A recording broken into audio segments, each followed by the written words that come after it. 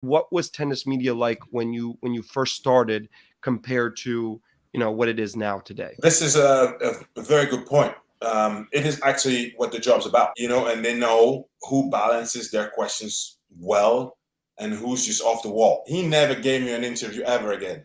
So you said that. So you Oh, said of to course I Roddick, will. You have to. I mean, you can't be their pet. Another question I'd be interested to get your opinion on: Wimbledon obviously coming out with the news that they're not going to allow the Russian or the Belarusian tennis players to play. I'm curious to get your opinion or your thoughts on that matter. I think it's opportunity right there for the players to show, hey, we are one circuit. They fought for that ATP tour.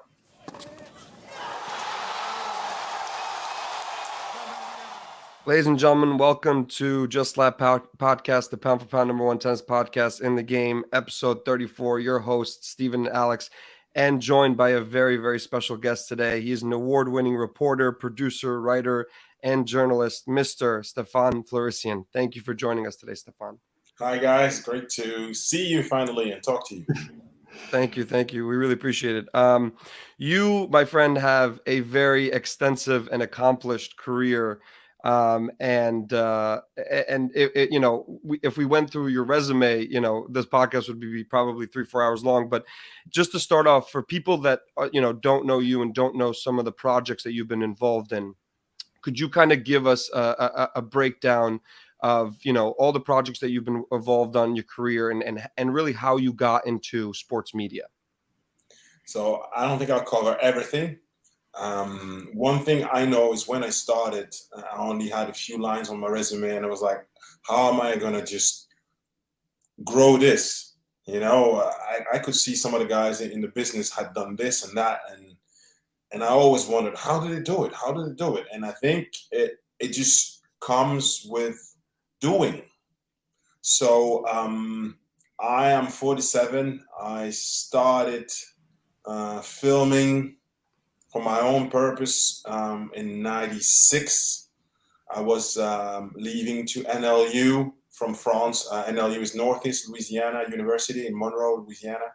And the people at my club offered me a camera. And they knew I was into it. I just loved watching tennis and talking about tennis and sports in general. So they offered me that. And when I arrived in the States, I started filming stuff, going to practices. I transferred to MTSU, Murfreesboro, Tennessee. And there was this amazing coach called Dean Hayes for track and field. He was the coach to Michael Johnson.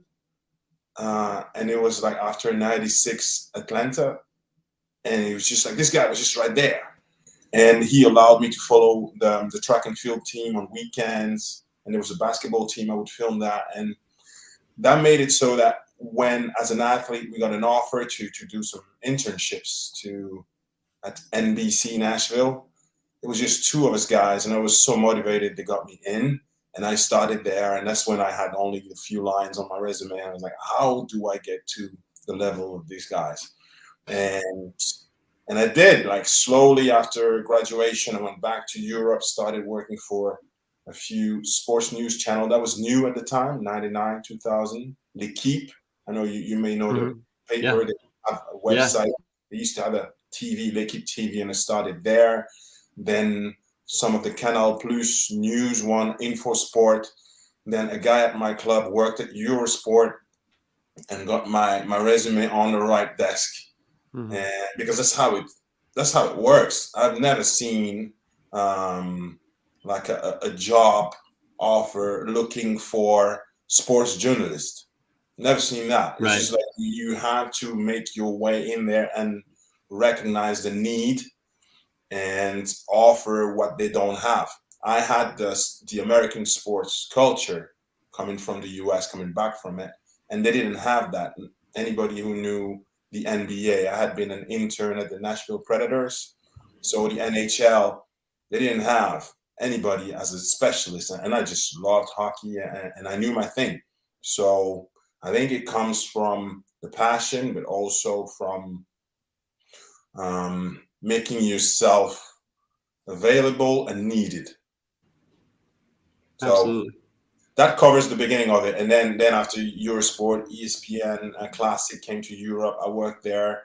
Orange Sport acquired the rights to the ATP. I worked there. And, you know, I think these big entities are very English speaking. And with all due respect, like the French, especially journalists, are not so good at English. See, they're not so good at the detailed, having lived there English. You know, Right. if you have a producer in London and they want a stool, do not bring a chair. They want a stool. Right. So it's very different, and they enjoy, I guess, working with me because they know that I can handle their vocabulary, their humor, and as well, I have had the sports experience as well. So that's why I think, kept working so much until today. I'm into Amazon now Right. for football and tennis. Eurosport still HBS for World Cups, men and women, soccer as it is for you guys. Well, I was gonna. we call it football, by the way. Me and Alex. Yeah, we're not on the soccer. We're not on the soccer channel. But thank you. But guys. I was gonna say, but you, I mean, you have, because you're not just tennis, like you said. You mentioned, you know, obviously football. I mean, you worked for the Olympics. You reported for FIFA World Cup. I mean, you've reported for these incredible events. So how did you, just before we get into the tennis specific stuff, how did you find that diversity? I enjoyed it all. I think when I was 14, I'm from French Guyana, Cayenne, South America, and it was very uncanny that they would have a quiz competition on sports, and the 5 best results would go to the Seoul 1988 Olympics in Korea. And I was part of the 5. And so that meant already that I had a widespread sports culture in a way, but also passion. My dad was a pretty good regional football player and got me into sport. My mom's not really into it, and she left that part to my dad. But I had friends as well that we realized we're from such a small country that we have to have activities. There was no Game Boy or iPad or whatever at the time, and I was a pretty lively boy as well. So just give me a ball, any ball, and you know, I'll get off of you. So I think my parents got that right. And then I went to the Olympics, and a friend of mine also was part of the 5, and it was just great for us, just an eye opener that there is a world out there. And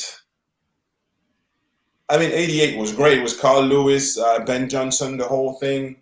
And we just like 2 14-year-old, 2 12-year-old, and one girl who was 18 or 19, the only in France. She was like, you're 21 in the US, you know?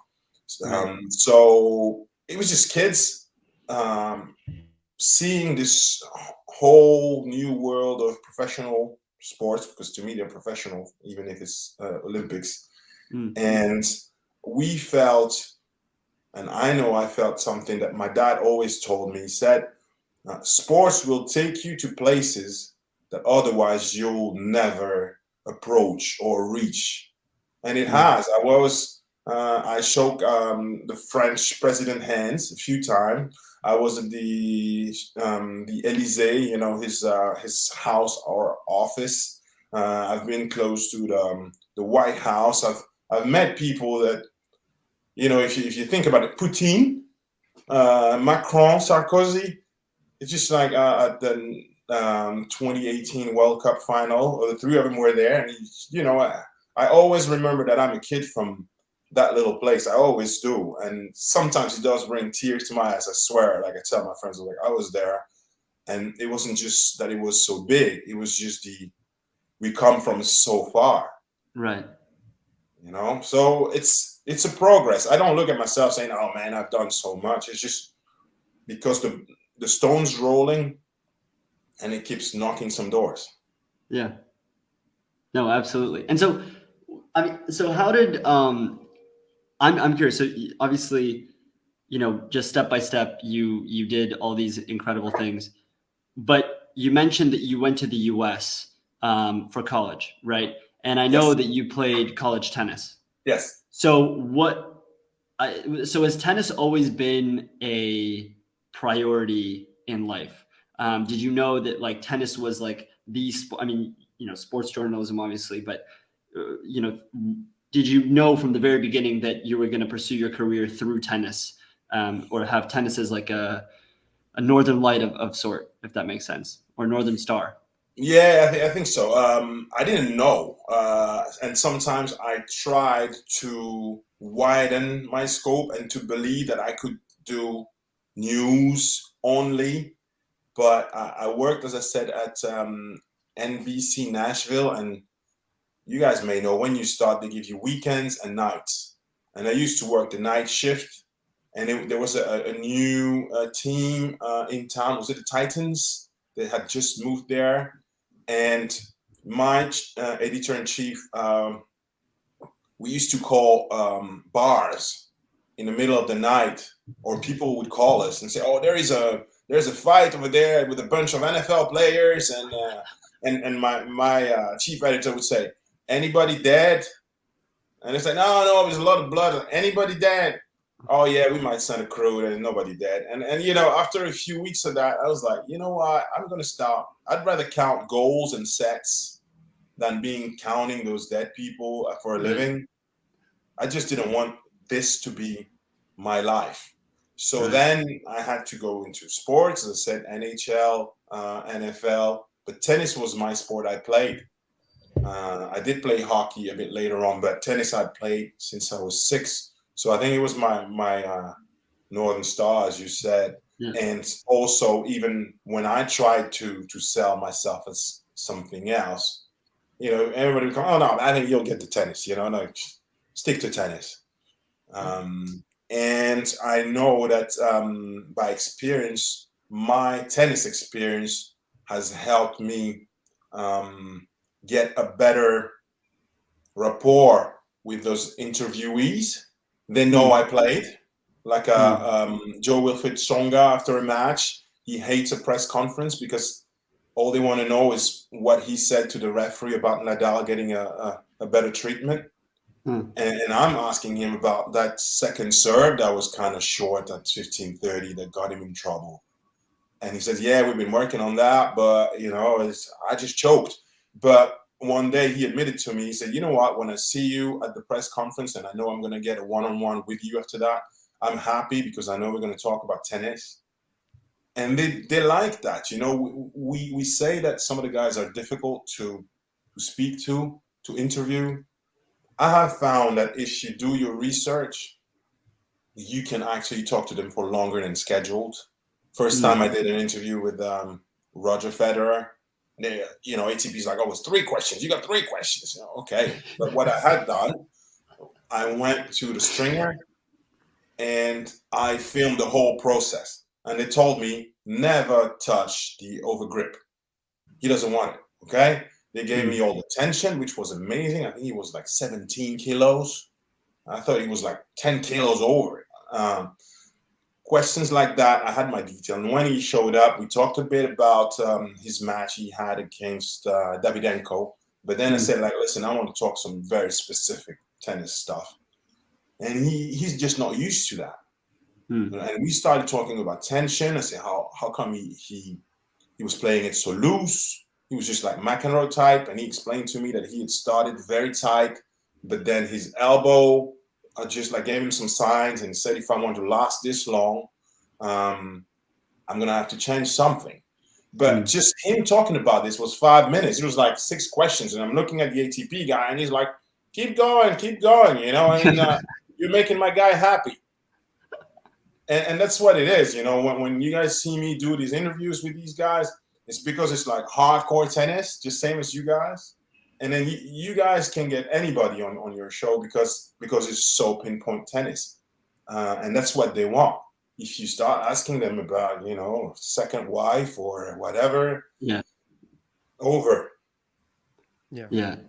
And So go ahead, Steven. So this is an interesting point that you bring up, Stéphane, because a big question that I wanted to ask you is, recently I felt there's been more of a strain between the tennis players on tour and the tennis media. I feel like some of the complaints that you often hear by these players are either one, they get the same questions over and over again.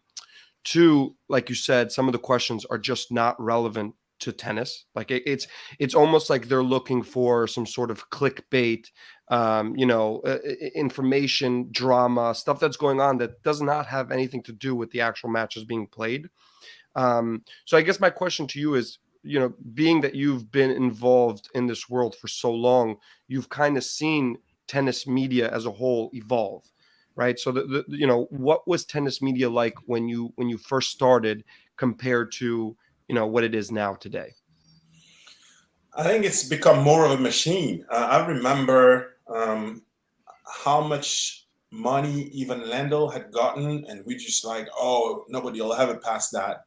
And now you get a bunch of players, top 30, who have passed him, just because there's just so much money into it. It's just become such a communication business as well, that it impacts as well the way the media treat it. I think what they were interested in recently is Boris Becker going to jail. Is he going to jail or not going to jail? But a bunch of these guys never saw Boris Becker play, and they never even went to YouTube to watch Boris Becker play and see a 17-year-old just knock the world with his power, and then all of a sudden it actually makes sense that this guy cannot grasp what happened to him. And I think nothing like that ever was asked to him. There was a statement by Novak Djokovic earlier on as well. He said, nobody had ever asked me how I felt about the vaccine, about vaccination. Yeah. Question never popped up. Mm-hmm. Because all they want is as you said, a quick bite and the quick click, with the half sentence and ... and you're in there, and they want you to roam around their website and stay there as long as and there are so many of them now, But to me, I remember when I think my first few times I saw Nadal just lash at the ATP, and there was a French journalist, very good guy, very tennis guy, Philippe Boin, and I asked him, I was like, does he always go hard on them like that? He was complaining about the number of tournaments, hard court play, and the guy in 2006, he's already a big name. So he's just a big name knocking on his own structure in a way. And the guy said, yeah, he just says what he wants. And I like that about him, and having him have the possibility to do that. I think now they just try to shape it a little more, just secure it a little more. Maybe if some of them want to say something, it just becomes bigger. But at the time, it was just it was normal that Nadal could say what he wanted. One thing I had written down, I took some notes, obviously, as I said. This is not my first language, so I had to take notes as well because I'm 47. And there was a press conference with Fernando Gonzalez. I think it was the same year. And he was with the ATP officer. And Fernando Gonzalez at the time had never won one match, singles match at the Paris Open. Always lost first round, or his first round, even if he was seeded. Mm-hmm. And in that match, he got close to it. And at some point, he just got so frustrated, he just cracked the racket, but into pieces, like into small bits, And at the press conference, everybody's asking him how he feels or whatever. And I said, listen, I have one question. There was extra frustration visible in that crashing, in that smashing. So could you say something about that? And the officer's looking at me like, no. don't go there. I'm like, well, and you know what? Fernando just like resumed and then gave me a very sincere answer. That was, because I said, it felt like Al Gore. Do you remember the commercial from Al Gore? I just can't win. So I told him that, and he rearranged his look and he said, "Listen, man, I tried coming here not playing. I tried coming here playing a lot. I tried coming here playing indoors, playing clay. I have never won a match here, and I don't know why it is." And yeah, it was very frustrating. And he just went on, and then now the ATP office is looking at me. It's like, yeah, good. As long as the player is happy, right? That's exactly. That's the thing is, you have to do your homework. Roddick was a very difficult case on that same tournament. I remember he cheated. For me, he cheated. He's like, he made threw a tantrum about having one extra challenge that he hadn't used. And we all knew. I mean, we counted. He had no challenges left. So he's like making this, I'm not playing anymore or whatever. And then they're showing it, and he comes to press conference. And I was like, dude, we went to see the guys at Hawkeye. You had none, and I think you knew you had none. Mm-hmm. He never gave me an interview ever again. So you said that. So you said to Roddick. Of course I will. You have to. I mean, you can't be their pet. Yeah. I think that's how you last. Because if you're their pet, they can exchange you. Somebody else is the new pet. If you're not their pet, I don't mind him not talking to me. I will film him say no. And that's part of my show. Like, oh, Roddick doesn't want to talk to him. Great, That's TV. Yeah, no, exactly. Go ahead, Alex. Can you talk about, because you've interviewed some, incredible names, specifically within the sport of tennis.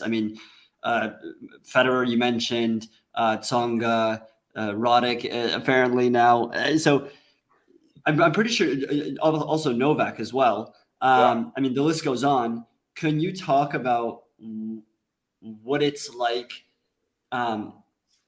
interviewing a player, and is there a difference as soon as that camera comes on? Like, are they a different person almost always, or does it differ? It depends. Some of them, you're talking big guys, big names? Yeah. The big names are trained.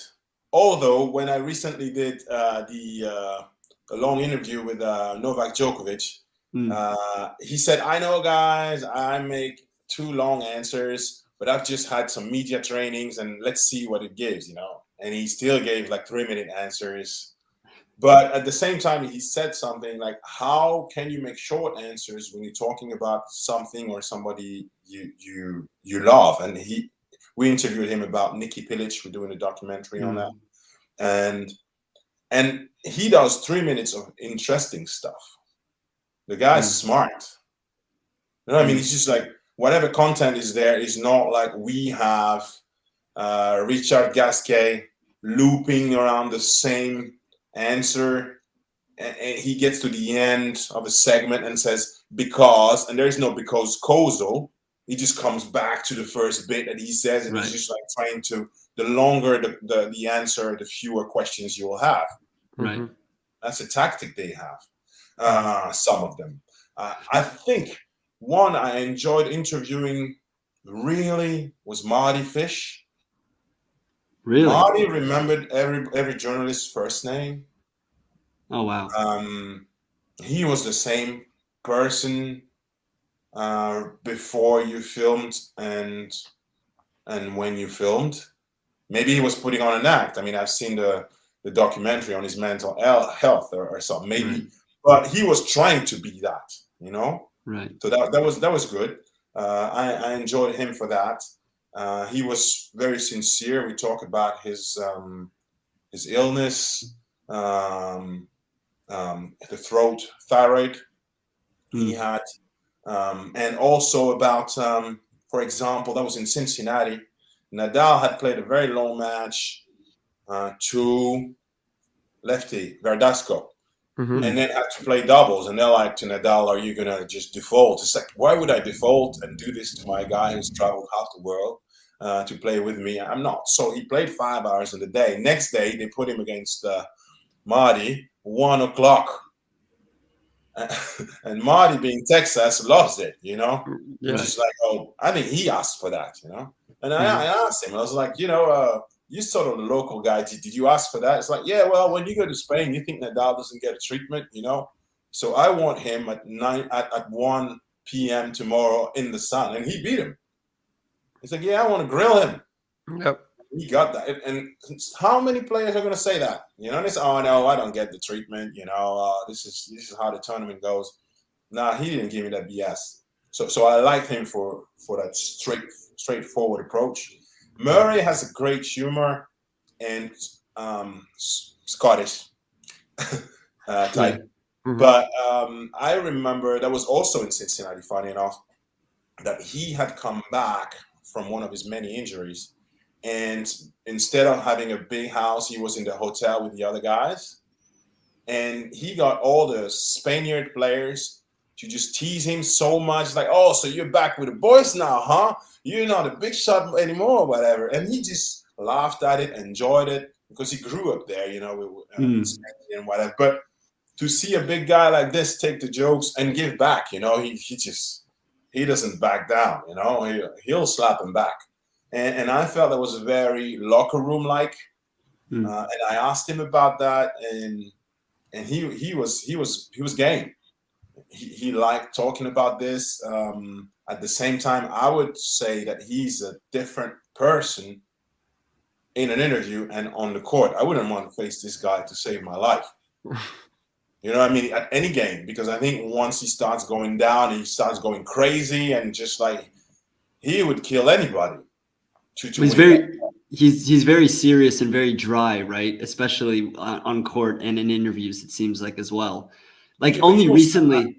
No. In interviews, because the questions he gets, he explained to me. He said, "You know what? I was very open my first 6 months, and they killed me. They used me. Now I'm just giving them the dry stuff. Too bad for them." He was very open. He used to give out and tell you what he did overnight. I saw him in Rome once. He was just eating this sandwich. I was like, "How can you eat that?" And he says, "Well, I'll burn this in 30 minutes of training. So I don't care. I just eat what I want." He'll tell you the truth, but then facing the very fierce British press, I think he learned, like most of them do. They come in, they're very fresh, and everybody uses them and overuse them. And at some point, some of them just lose the faith and they don't play ball anymore. But if you come, as I said, again, with the right approach, with the right content, that's what interviews are about. It's the right content, right approach. This guy just lost a match. You're not going to come with, there are some questions I'm going to have to wait next week. Yeah. Did you go ahead, Tim? Yeah, I was going to say, you asked me Federer, Djokovic, Nadal, we grew to respect each other.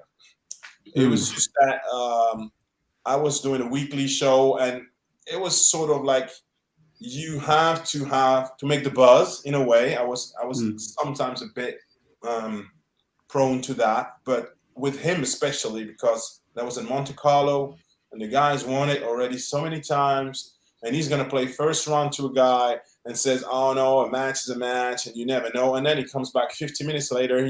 The guy's won 8 points, maybe a game, and I'm like, this is too humble to me. Like, give me something else.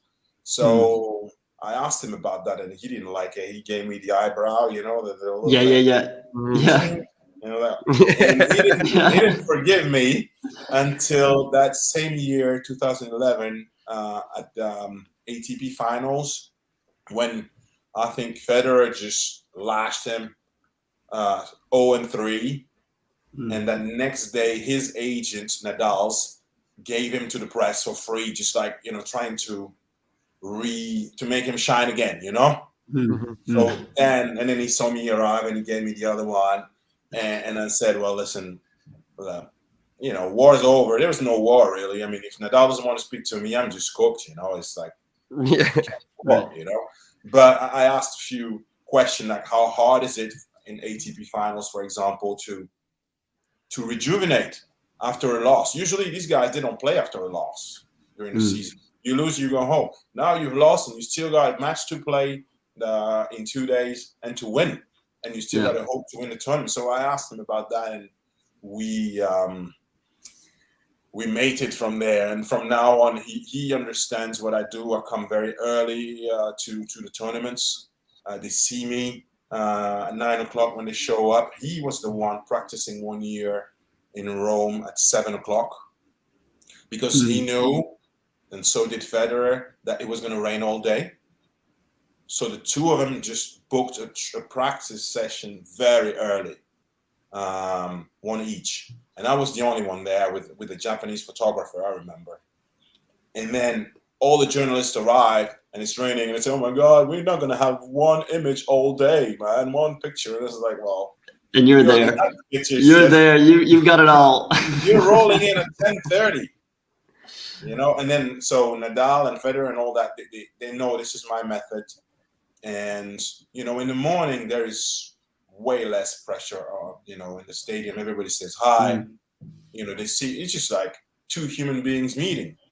It's not like 30 minutes to a match where he's zoning in and he doesn't know you anymore. Like, that's just his coach and his mind. That's it. Yeah.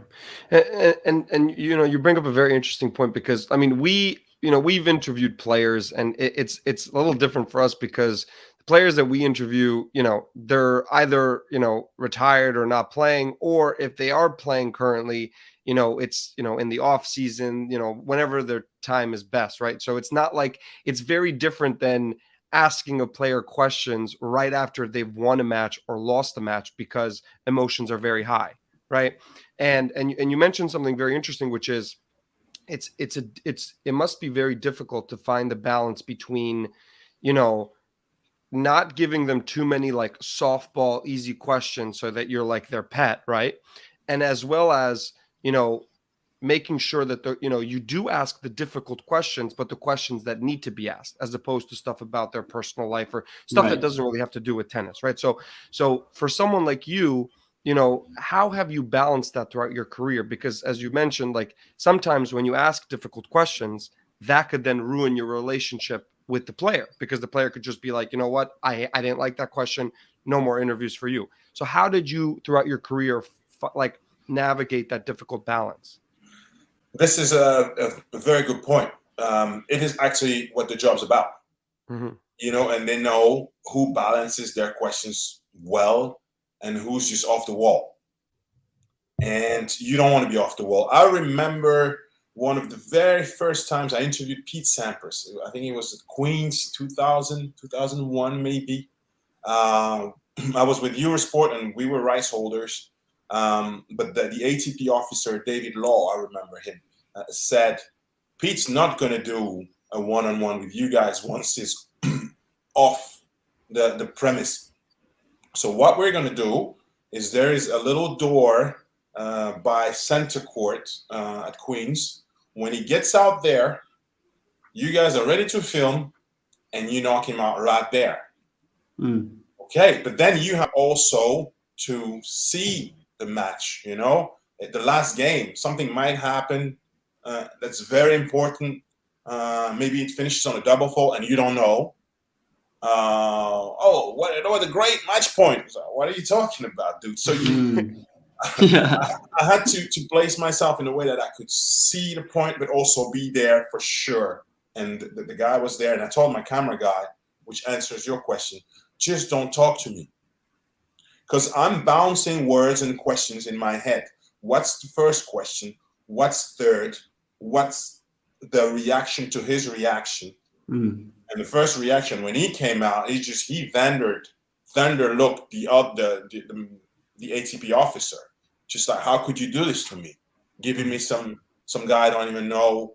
But Pete didn't have to talk. He just look at you. You just like freeze or melt. He would. How do you call that? To glow. Yeah. It just give you that. And I knew there was one thing. It's just you have to start with congratulations. The guy just played a match. You've played matches. You come out of there and either your uncle or your dad just, oh yeah, remember that 15-13 when you did double fault? It's like, just shut up, will you? Yeah. You know, that's exactly that. So congratulations. He's still looking at the other guys, just all mad and stuff. And I talked about his level and having pulled through. Then, because you are a specialist, you have to find something that's very specific to the way you saw the match. Like the ball was bouncing very low, or the guy used the slice a lot. And then now we're talking tennis, so you hook him there. He's still in that motion, you know. He's still in his match where he's serving that angle, but whatever. We're still talking shots. You cannot come about, oh, next week's Wimbledon and whatever. So, oh, please, just like it just got off the court. Yeah, exactly. And then you have to have done your homework on the draw. Some of them don't like it, but if you know their next opponent, you have to give it to him. Some players don't want it, but keep in mind, so long as it was not like an either or, which I hate that question. Who would you prefer? Do I choose? Yeah, I don't. Exactly. So that question's got Also- nothing there. what are they gonna say? Like they're because tennis as well. Like I feel like one of the, I guess it's very difficult for tennis players to give like super honest opinion on players. Exactly, a very honest. Nadal does it. Tough. Nadal does it. Oh, would you like a Djokovic or number 178? Like, oh, 178, of course. Yeah, He beats me all the time. I like that about it, you know? Yeah. Some players are, oh, you know, it doesn't matter to me. I'll see. Please don't give me that. Both are great. Both are great. From the question is wrong. The guy doesn't get to choose. I mean, who do you prefer? I mean, it's because this media people, what they have to do is they'll ask either or, and then once they know, they will put that answer as a reaction to Sampras said that about playing this guy, which he didn't really. There was an either or question. You know, so he can't commit and talk deep into the tactics or what the match represents, the points or whatever, because he doesn't know if he's going to play this guy. He doesn't want to just crowd his brains with this kind of thought, what if? So in an interview, definitely hook it to the match, then to the victory, then to the match, the analysis. They love this. They love having somebody who watch the match and sort of dissect maybe one event. You know, sometimes the ball touches a bird or something. I don't know. There is one thing that your question has a good answer to, is you have to watch the matches. Some of these guys are just in the press room and looking at scores evolve. Yeah. That doesn't say anything. Yeah. You know, that thing goes back from deuce to ad all the time. 12 times. You just don't go to the window and watch what's going on. Yeah, it's about like 8 foot fault there. You know, it's just like, is it on purpose? Is it whatever? You know, like a tennis match, there's always something happening. Always something different to what the score says, I think. And that's what should be included in an interview. And that's where those players make the difference between the BS questions and the question that could interest them. Right. Did you, I'm curious, so you mentioned, because you mentioned Andy Roddick earlier, and now you're mentioning, you know, how to structure a question, or like how to essentially conduct yourself during an interview in order to have a good interview with a player. Did you have any other interviews that went south other than the Andy Roddick one? Like, was there Roddick was a press conference, so I never got to interview Roddick, mic in hand. Never. Right. Never. Interviews, no. Like, for example, I know in Washington one year, I was doing my little show, and sometimes you don't know who's next on which court, yeah? And I saw that was Marcos Baghdatis practicing or warming up. I thought he was practicing, but he was warming up. And I decided I'd still go, and when he was done, chat with him about how he felt about being there in DC or whatever. And he's looking at me, gave me one short question. And at some point during my question, he just left because he was next up on center court. Mhm. But you don't know, you cannot, if you're filming as well, you cannot keep up with everything. And that was fine by me. I just realized later that, oh my God, I just did something I wouldn't have liked to do, which is interrupt the guy between his warm up and go in there. But I'd known him for a few years. He just did what he had to do, which was cut it short and leave, and doesn't matter what my feelings would be. And my feelings are fine, like with tennis players, you better keep your feelings in check, because they'll lash at you, they'll say things, they'll try that, One other thing that happened to me was, again in Cincinnati, was Serena Williams, the diva. And Serena, I'm sorry, sometimes, before US Open, most of the seeds, they make sure they got enough points to be number 1 seed or number 2 seeds, and they pull out. And I'm sorry nobody says anything about it, because they want to keep having a chance at interviewing them. I don't care. I'm a rights holder. You're going to have to talk to me. And she came up with a toe pain, not even a toe injury. She has a toe pain. It's like having a backache for a tennis player. Nobody can verify that, and you're off the hook. And press conference, she got Kevin Fisher, who's a WTA media officer, to read a statement. Serena Williams has got a hurting toe. She's not going to play the next match. She's pulling out a tournament, but she would ask you to ask no questions about this. Come on. That's not going to happen. That's not going to happen, not with me. So these young girls on websites started asking her whether, now that she was out of tournament, she would attend so-and-so's wedding on Saturday. And she's all happy and answering that, and which dress she's going to put on. And I'm way in the back. I was like, hold a second. Are you actually going to tell us what you have? And she said, were you not there at the beginning of the press conference? I said, I was, but Kev Fisher is wearing the pants like Bud Collins. Bud Collins pants is Kev Fisher's style. And I was like, Kev doesn't make for great TV. Plus, I make TV. So I want you to say. And I think it's got something to do with her not allowing herself, maybe religiously, to lie. And she was really not happy about that. So she's like, oh, I got a toe injury and whatever. She's just like lying between her teeth. And when she went out of the room, she just gave me that look that, like, I'll get your ass, Hey, I'm fine. I got great TV. Because I was also filming her giving me the look. Yeah. Right. I was like, well, I know you are gonna. I know you. And it's true that Serena and I, that was never an item. Her dad liked me. He used to call me Yip Sport. Hey, Yip Sport, come here. US Open, we'd sit down. He wouldn't watch the matches. He'd just sit down there by the parking lot with like a lounge chair and just be there and chat with anybody. Yeah, that was his way of not getting into the stress. But then Serena at the time would come in and just stay away until I would leave. So I knew it was my time to go because she would not come. Right.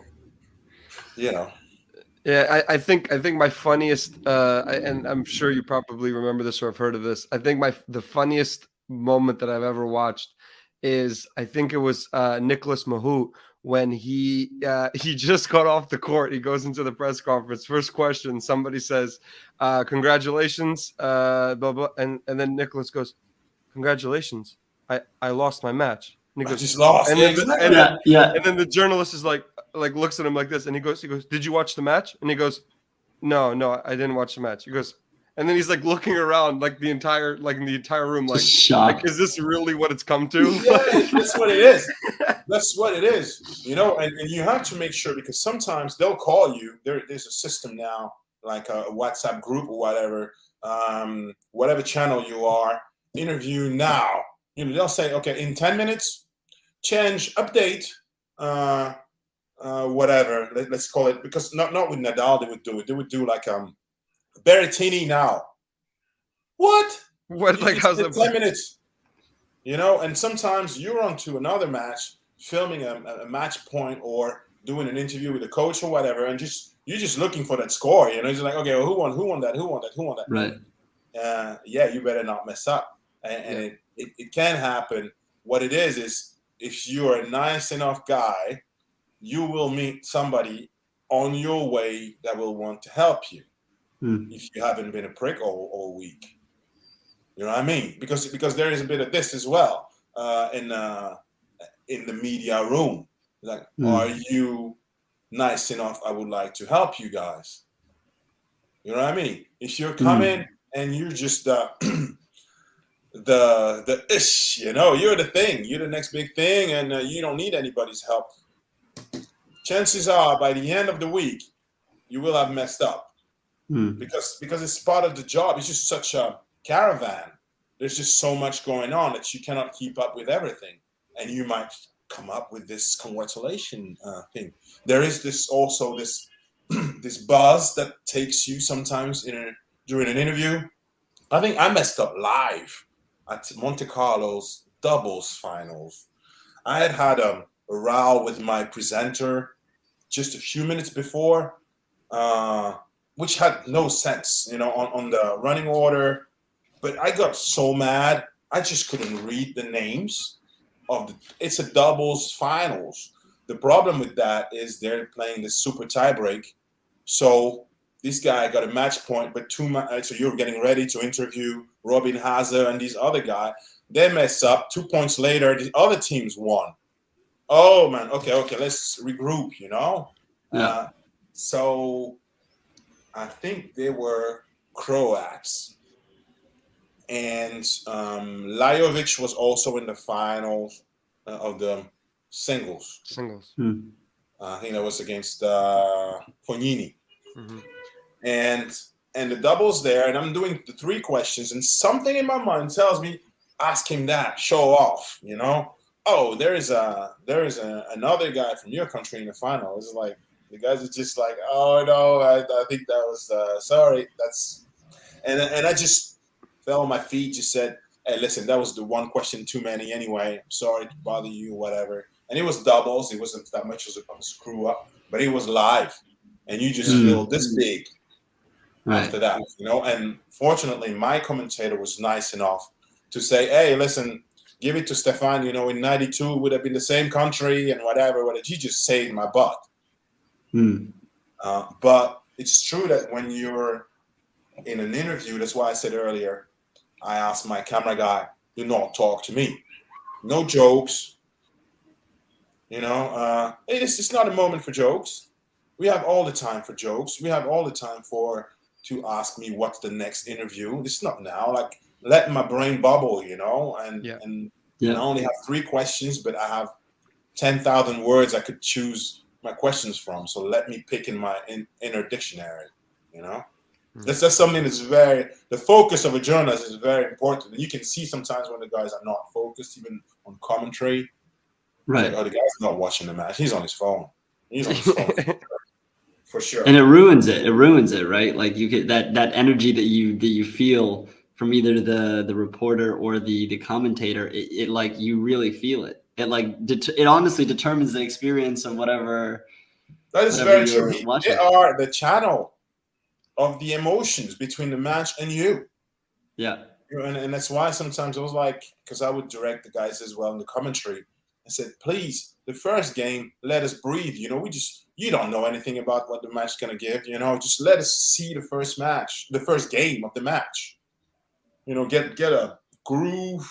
Don't start yapping in my ear you know, from game 1 and point 1. Oh, now we can see that they're going to be very aggressive or whatever. It's just, oh, please, you know. It's just somebody, because they need the TV or they need the screen, they need you. But other than that, just cut the sound a little bit, you know. We just we want to enjoy the tennis. That's why we hook to those channels, you know. And then when somebody then has a great view on things, like a John McEnroe or whatever, then these guys are a Jim Courier or something like that because they've been at the top of the game and they're still doing their homework on every little match. Then they'll give you something that was unexpected. They've got a reason why they think this guy is not going to win that set, although it looks like he's up 4-2. But it's like that was just some kind of like this and that happened. But now this guy, we've seen him in the recent weeks or in training. He's kind of slow getting into it, and then usually they're right. And even if they're not, they gave you some kind of insight, which is what you're after. Fans like you and me, that's what we're after. You guys are on site. Give me something I don't know. Yeah. And another question for you, because I think about this often, right? In the beginning, and you talk about like when John McEnroe was playing, at that time, tennis players needed the media because they needed to get their name out. They needed to, it would help them for sponsorship deals, right? Because the more people were aware of you, which the media was helping put out your name, the more ultimately the more money you would make and the more fame that you would get within the tennis world. Now, I feel like with the introduction of social media and the players having the ability to communicate directly with their following, I feel like it's shifted the relationship where before I felt, from a player's perspective, it was more mutually beneficial. Now I feel like from a player's perspective, it's like, oh, like now I have to do this interview. When in reality, in their head, they might be thinking, I can say everything I want to say, on my Instagram, and I don't even need to do this. Yeah, I don't need you guys, sort of. I don't need you guys. So that was the question I wanted to ask you. Yeah, there's a bit of that. I spoke to a former coach called Frederick Rosengren. I don't know if you guys know Fide. He coached a bunch of guys. Magnus Norman. Mm-hmm. I'm looking for my note on this because this is what he said about why he retired. I think he last coached Kachanov. Mm-hmm. He coached Mario Oncic way back. And he said now the players, they practice for 1 hour. They're getting treatment in their room. Like the physio is not at the stadium anymore. It's in their hotel room. And he says, I only see the guy for 1 hour. The rest of the time he's on his media outlets, on his channels. And that's a definite change. I think what you said, that the players needed the media. Some of them had not realized it at the time, though. They only realized afterwards. You never know in which era you're in. I think the current guys know that they're in the era where they sort of don't need the media. The mainstream ones, they think they don't. I'm not sure. I'm not sure about where we're going. What I know is I think we need more stories, but not the player controlled story. I don't want you to tell me sort of like to have only the view of what the player felt. For example, I think there was a 1981 film, The French, William Klein, I think. And he said with his camera what he wanted about the tournament. He showed the McEnroe throwing a tantrum, but also the other side as well. You get all the sides. And I think with documentary style, even if it's mini 26 or whatever, there's something that's the next thing the game needs somehow. It's just the evolution of the outlets, because we all get the tweeters and whatever. That's the quick snacks, but you never get the real story then, because everybody gets the little bites. And did you see what he said? It's about who says the most outrageous thing, and it doesn't even have to be true, because you're getting so many views, and then you're going to change it, get more views. That's the strategy of it. I'm not interested.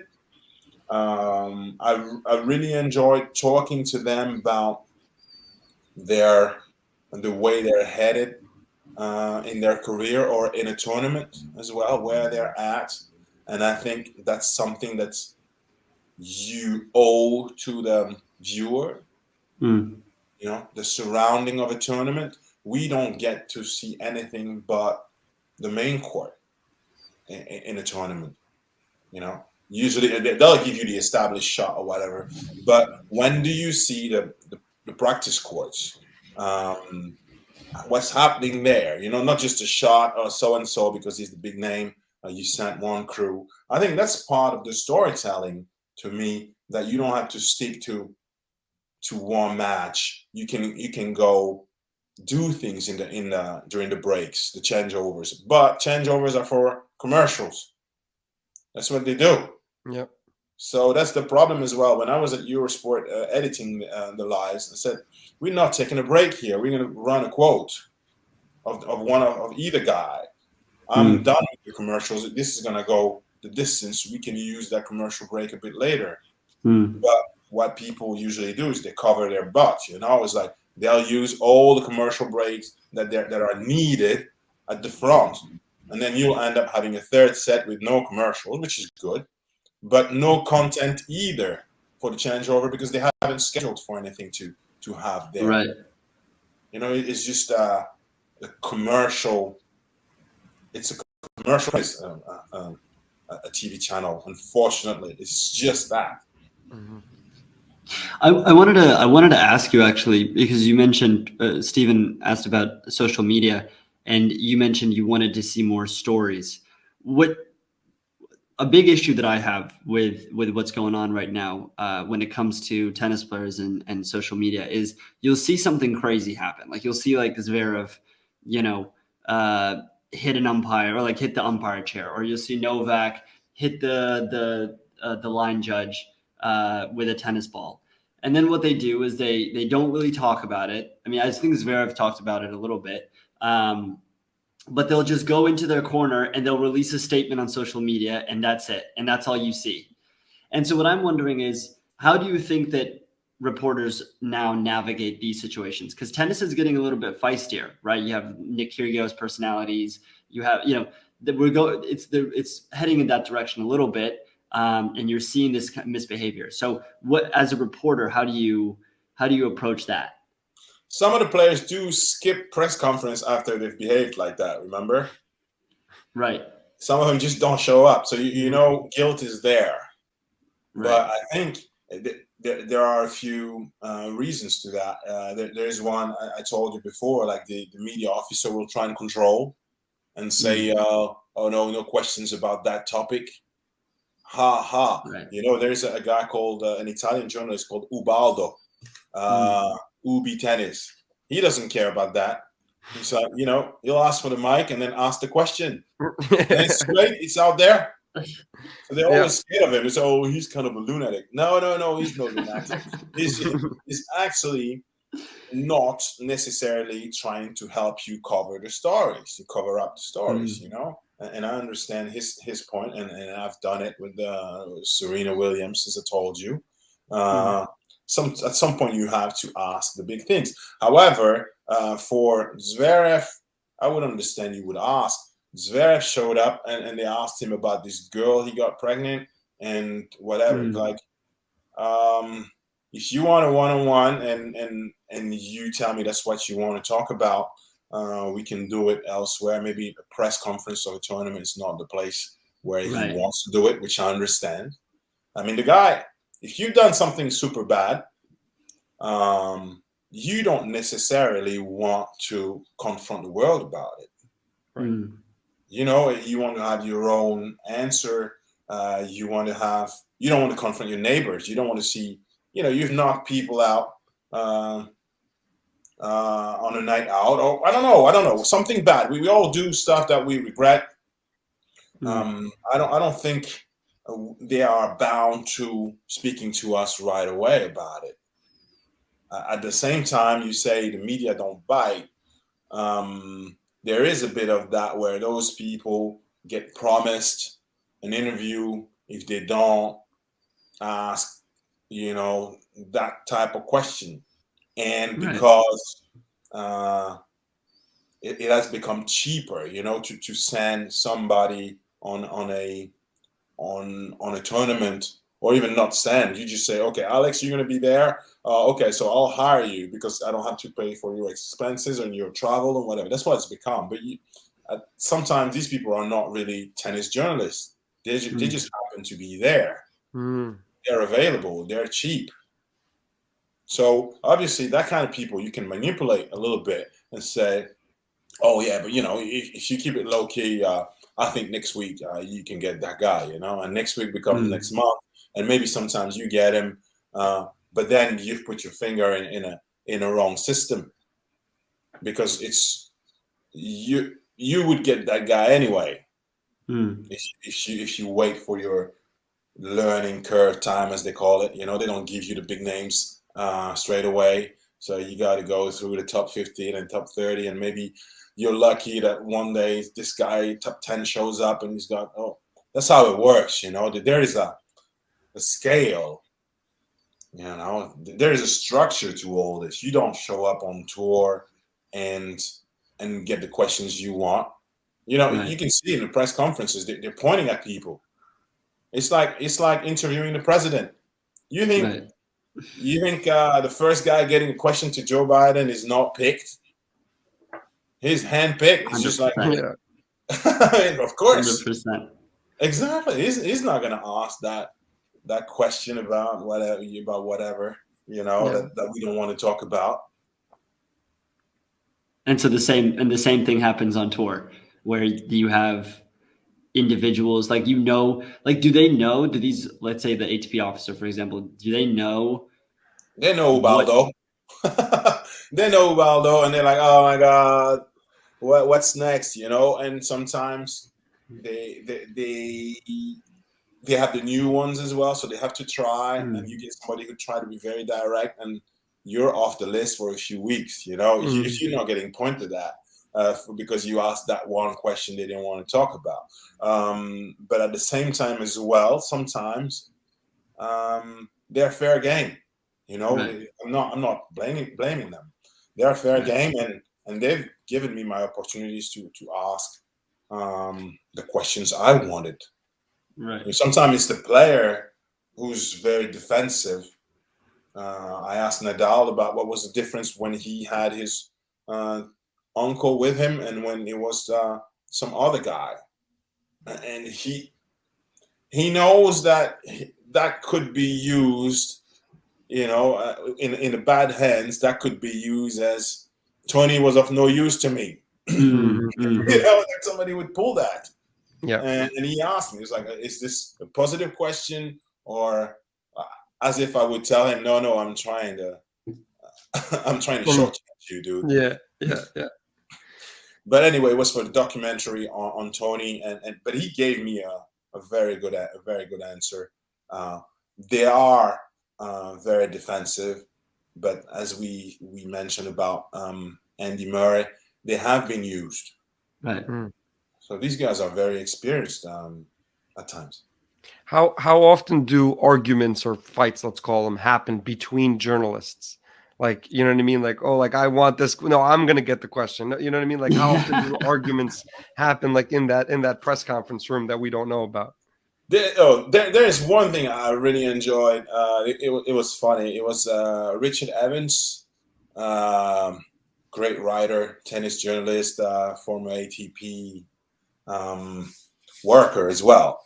And I was at the French, and he would stay very late and sometimes be the only guy at the press conference. And he asked if this could be considered not as a press conference, but as an interview, so that nobody else would get the transcript. Mm-hmm. And people were telling him, no, it is a press conference because you're not a media that has a right to one-on-one right now. And he's in the press conference area, although you're the only guy.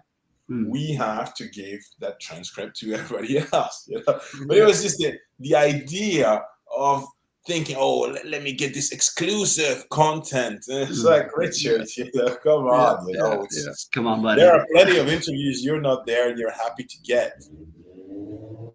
So let's get. So that's sometimes the mentality about You got that question and I didn't. We know that the ATP pick people, and Mhm. it's true that they do it all day, all year. They can make a mistake once in a while and not appoint you a question, but sometimes you just go talk to them, and they'll call it the learning curve. Mm. They had a system at some point where they would actually, like a teacher, they would mark which media asked questions. And if you Mm. sat through the whole day of press conferences and not ask questions, they would come see you. I saw them do it. They would say, like, you cannot benefit from other people's work and not put in anything. Mhm. So I don't know if Mhm. I haven't seen them do it anymore, but this marking thing, and maybe they do it mentally now. But it was like you're in school, and it's like, okay, taking little sticks. Okay, your sport, one question. Okay, this, which feels a bit, like you're their student, and Right. it's Yeah. not. This is never a place I want to feel in life. Yeah.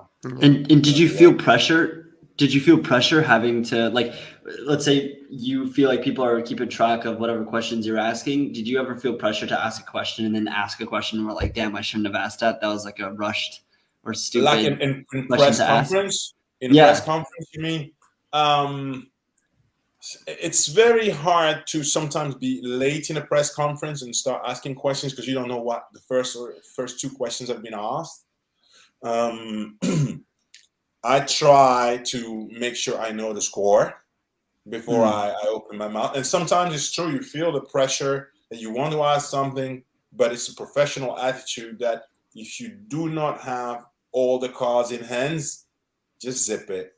Yeah. It's okay. You just passed this time. You didn't have a chance to ask that question, but maybe the guy won, and maybe tomorrow. There shouldn't be a speak at all cost attitude, because that's what make you hit the wall. I think that's what makes you hit the wall. Mhm. Um, if you feel confident and you feel you're entitled to ask that question, like I felt entitled to ask Roddick, like actually, when I said to him, I think you. It was obvious that you didn't have any more challenge, and I think it was obvious that you knew. He looked at me and said, "Yeah, that's not a question. What is your question?" Mm. I think I just got my answer without asking the question. Yeah. Right. That's but you don't play like cocky like that.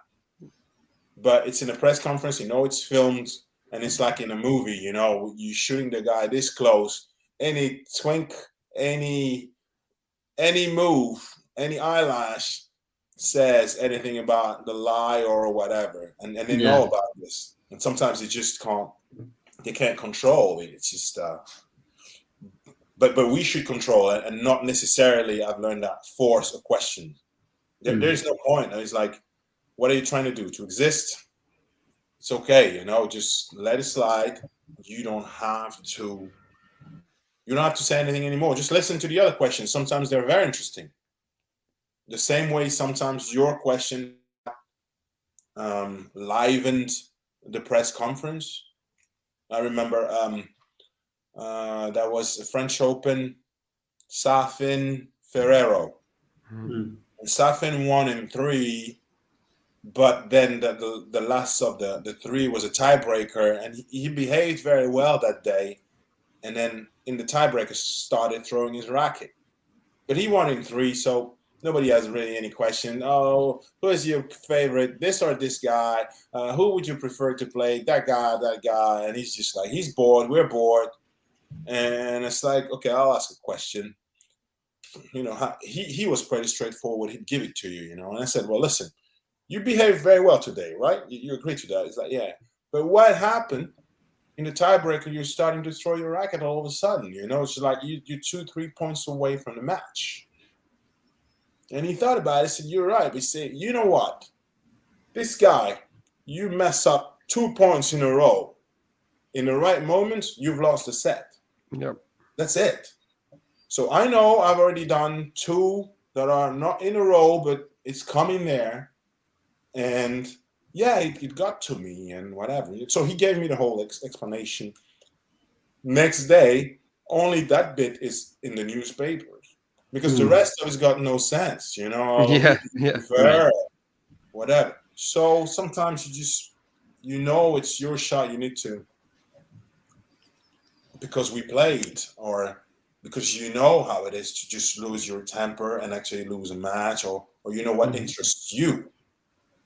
So I go with that, and I know the player likes it because he gets to talk about something that happened in the match and about his emotions, and you also hook him into giving you more. You know, we didn't know how he felt about Ferrero until he says, you know, this guy, I know him. You know, I trained in Spain. You don't have to give him 2 points in a row in a tie break. That's your butt right there, you know. hmm So and you can see that's a guy who wants to win the tournament when he says that, you know. It's somebody who's got the motivation, and then you got to read between the lines. Absolutely. And so, you mentioned when we started this podcast, you said that, your career has taken you to places that you never thought that you'd go. And, you know, you know, travel is just one component of that parts of that come with the job. But, what have been the most enjoyable parts of your career, that come with the territory, and what are some of the things that you haven't enjoyed as much? Um, Listen, when people say traveling, it's airport, hotels, accreditation office, and then the stadium. And you have to make sure that you enjoy the city at some point. So, for example, when I go to a tournament, I try to get there on the Friday because there you see the training. You can talk to the players and say, listen, I will ask you for media day activity. Okay, and when you hear about this or that channel, it's going to be me. So please, you get to enjoy a stadium like in Rome. You can walk, not just like during the tournament when you can't see anything, and you can actually. I learned that with age, you need to make um, a point to visit a bit of the store, the story, the city. That's the story as well. You're going to Rome. So what's Rome? It's the Vatican. It's also this Julius Caesar stuff. This is pasta, pizza, hosterias, scooters. You need to breathe that to be able to actually make the tournament live. Otherwise, it's just like an airport. Airport, now you got the McDonald's, Swarovski, Swatch, the whole, in which airport am I? It doesn't Yeah. matter. Yeah. You're at the airport. Yeah.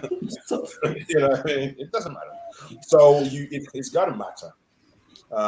Rome is a place I like to be. It's in May, and I like to be in Rome in May. I mean, come on. New York, U.S. Open. I feel at home. I feel Hell at yeah. home, like because I've studied in the States, and because when you film in France, for example, these people just don't film me. I'm on a sick leave today, so I could come to the tournament. So don't film me. In the US, they're like, get me. Eurosport, man. What do you want us to say? Live on Eurosport? Oh yeah, live on Eurosport, man, baby. Can we do it again? Yeah. It's so US. I love them for that. Yeah. And then they love their tiebreakers.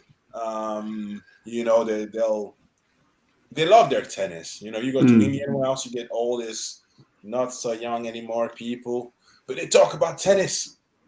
About their clubs and about their doubles they're gonna do and about their mixed doubles, and you get a bunch of 70-year-old women talking about, Nadal, he's so hot. But it's great. I love him for that. It's just they know their tennis, and it's not just like people in suits coming because this is the place to be.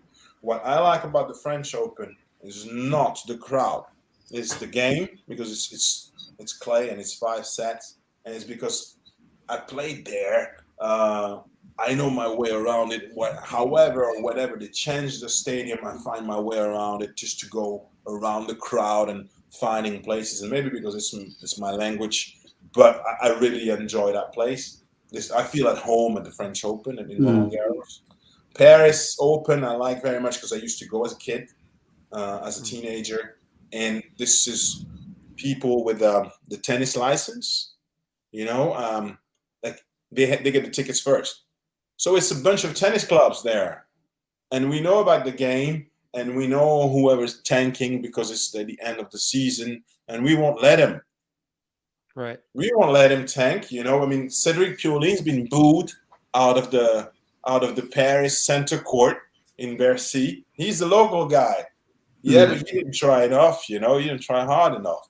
I remember a guy called Karsten Brasch came to tank. Doing drop shots in his own service box. And we started going, great shot, Karsten. He went to the referee saying, oh, there's a bunch of kids over there giving me the stick. And that's it. He had to play better. I think that's part of the places that I really, really enjoy.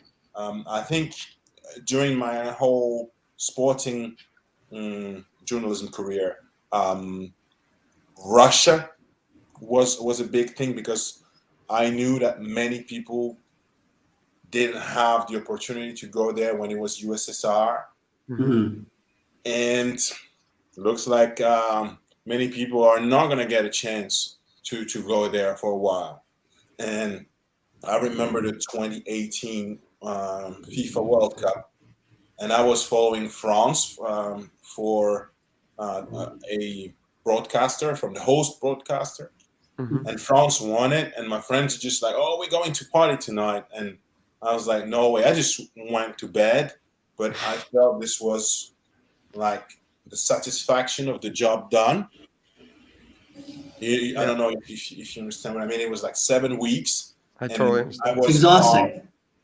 I was part of the caravan that followed the winning team, and at the same time, it was just like the rest of the brave, And I have lived in Russia before, and I said, listen, tonight, the way they're gonna party, I don't want to be a black person there.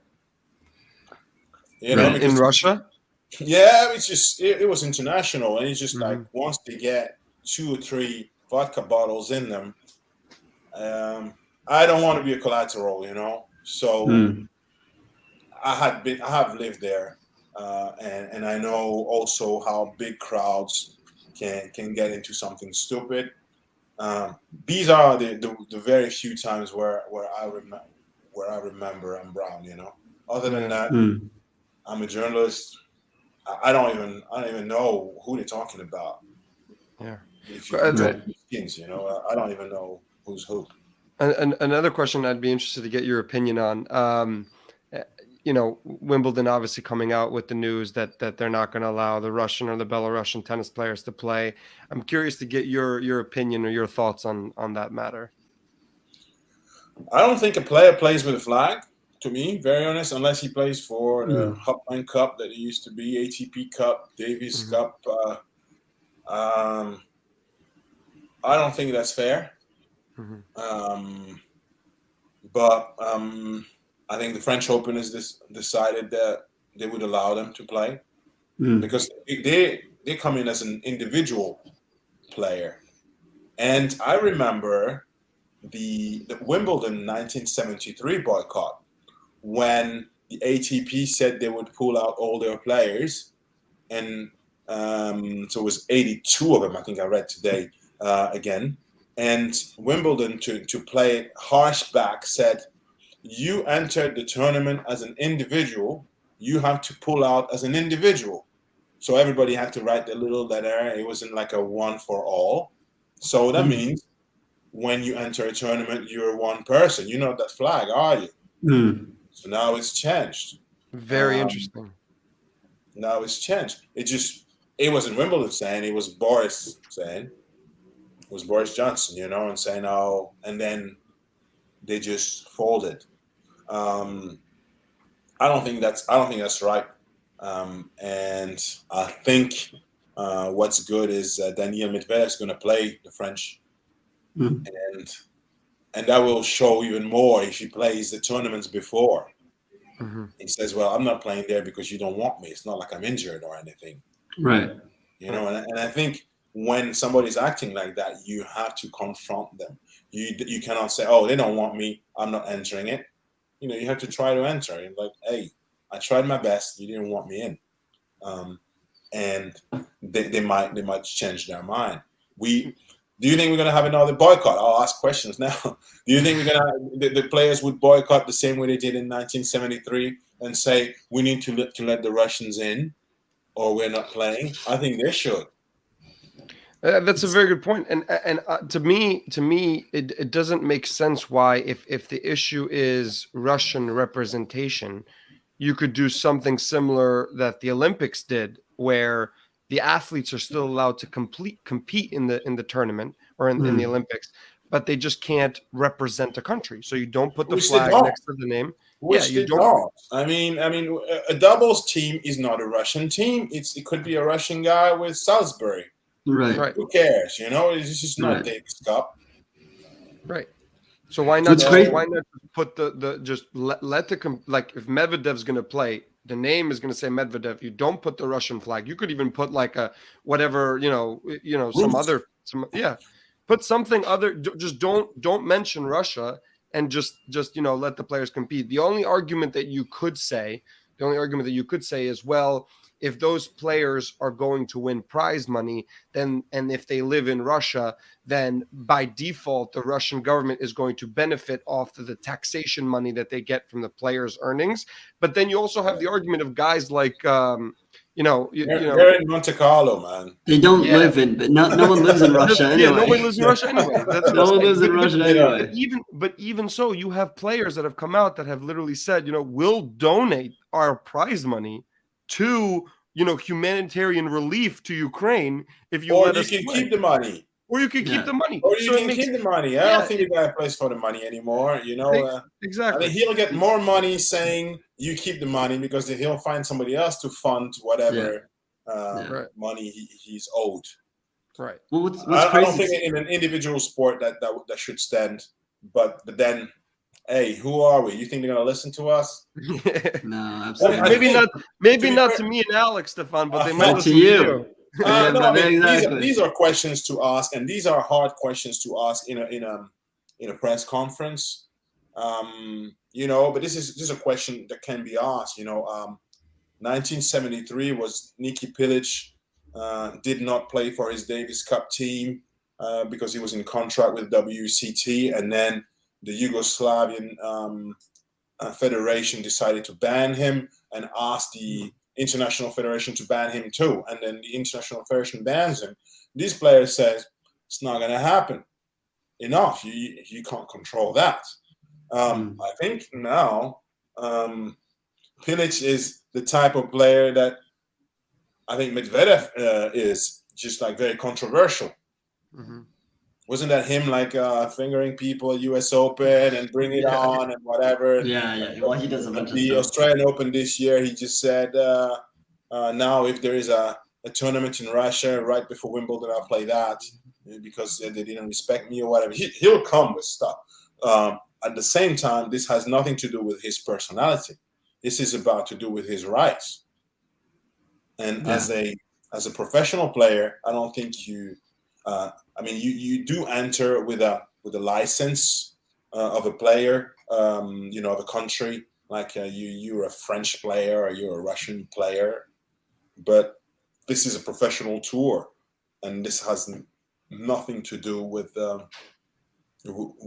representing Russia there at all. To me, What's super I'm sure very frustrating for the players as well is I know that all of the players that I can think of off the top of my head have been very publicly anti-war.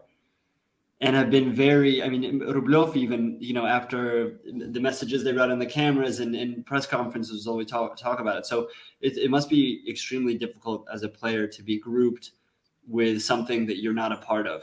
And as a result, kicked out. I can imagine it's a very, it's a difficult thing to process as like you said, as an individual. Just because, it's that is a frustrating reality to me, for them. I think so. I mean, the Olympics having these athletes in a different banner, and as we said, because France played them in volleyball, they said, well, they can be ROC. It's the same team, but that's the Olympics because you're supposed to be representing the flag. Right. Okay. Here, he's the same guy. It's Medvedev. Of course, maybe you don't get them into the Davis Cup format. Okay, fair enough. You don't get them into the ATP Cup if you want. I think it's very frustrating to them as well. But as I said, maybe these guys will push it to the limit and win the Queens. And make it a tantrum. Like, okay, what do you do? What do you do? I just won the tournament before. Am I still out? They might change it. And I want to see that. That's when Safin used to call new balls. I like to see new balls. See the guys. And are they going to boycott that, or are they just thinking about, I can't boycott. I'm making so much money from this guy not being here and maybe getting my chance to win, and maybe I need the money from a second round loss.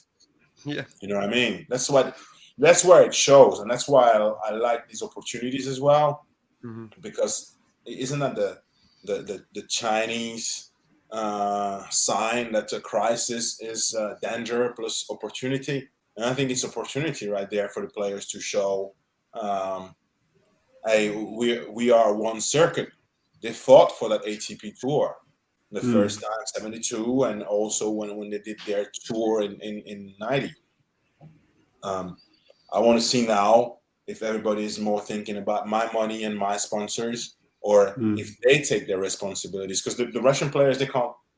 What else can they do? Just play and win before, just shine. That's what Rublev is doing, actually. Give him an opportunity. He'll knock Djokovic. He'll win him at home. And say, so you guys don't want me to play, huh? That's what's good about tennis. You can talk with your racket. Right. Absolutely. Stéphane, thank you so much for joining us today. It's been a pleasure. I know we've asked you a lot of questions, but thanks so much, guys. Seriously, thanks thank you so much. I'm very proud of you. To be very honest, I'm very proud of you because I feel the passion you have is what I had when as a teenager.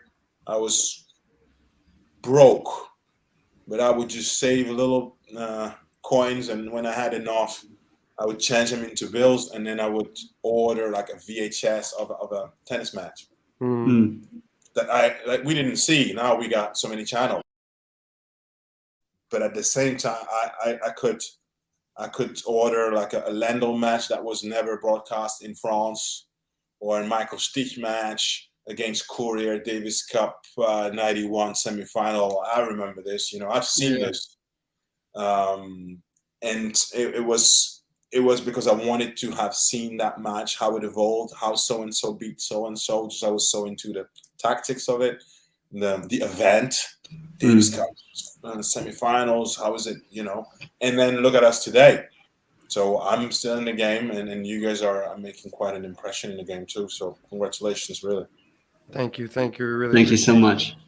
Guys, give it a like, comment, subscribe, so we can get more guests like Stéphane to come on.